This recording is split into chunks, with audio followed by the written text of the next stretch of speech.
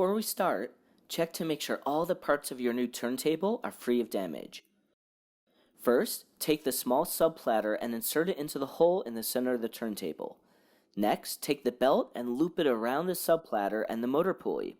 Spin the subplatter a few times to make sure the belt is securely in place. Lastly, place the large main platter and the slip mat on top of the subplatter.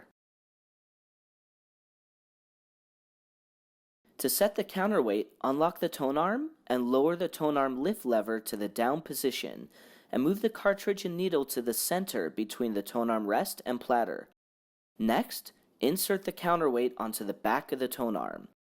This counterweight can be twisted inwards and outwards to increase or decrease the amount of force on the needle. Adjust the counterweight until the tone arm achieves a nice, neutral balance.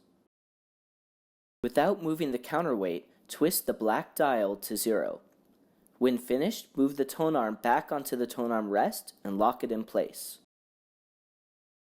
Next, you'll need to rotate the counterweight a full 1 3/4 times to reach the recommended 3.5 grams of tracking force, so the tone arm is properly weighted to play your records. After setting up the counterweight, our next job is installing the anti-skating weight. Place the loop of the anti-skating weight's fishing line in the third groove of the small stick above the tone arm. Then drape the fishing line and hanging weight over the standing hook. With the turntable fully assembled, we're now ready to plug in the audio and power cables.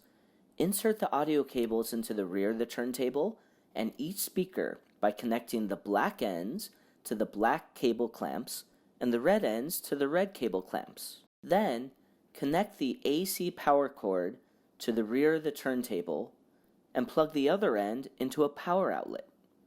Lastly, insert and connect the hinge pockets of the dust cover onto the hinges of the turntable.